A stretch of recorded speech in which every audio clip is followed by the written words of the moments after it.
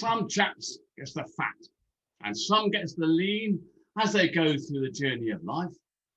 Some gets loads of money by being MPs. Some gets it by taking a wife. Some gets a good job, such as dustman or sweep. The same I'd have done if I'd known, but the special profession I've drifted to now is minding a hole in the road. As a rule, it's a nice, quiet, comfortable job, but there's times when I've hated the work. For instance, I once had to go Christmas Day to a job that I tried hard to shirk. I was minding that ulcer from morning till night, till my dinner and tea time were gone. And my Christmas dinner, if any was left, I would get when relieved later on. We had in some friends, and I got a big goose, and we ordered a half-ton of coal. Yet, here I was, sitting at 7 p.m, a-shivering in front of me hole. And I thought of them all, making merry inside, full of goose, from their heads to their toes. And all they'd leave me was a cut off the beak, or the end of the parson's nose. So I sat by me hole and I dozed, half asleep. I was feeling quite humpy and sore, when from one of the big houses up there on the right, bloody zoom, a swell flunky comes out through the door. He comes up to me and he says with a bow that made his gold lace gleam and shine, "The Countess's compliments. As you're alone, she'd be pleased if you'd step in and dine." Well, I very near fell to the ground in surprise.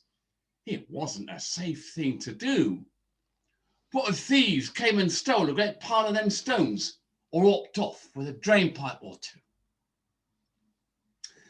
Then I thought of the Countess's kindness of heart, how she'd seen me all lonely outside. So I scraped all the mud off my shoes with a spade, and I followed the flunky inside.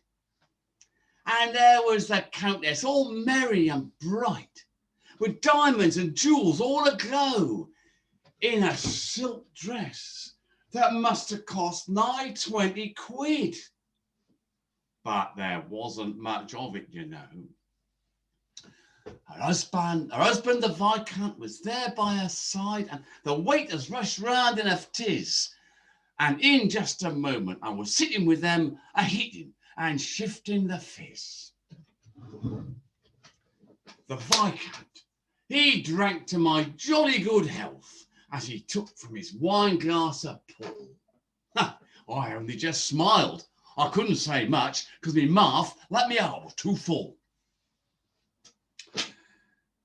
At the end, us gents all took up a cigar, and the perfume was simply divine.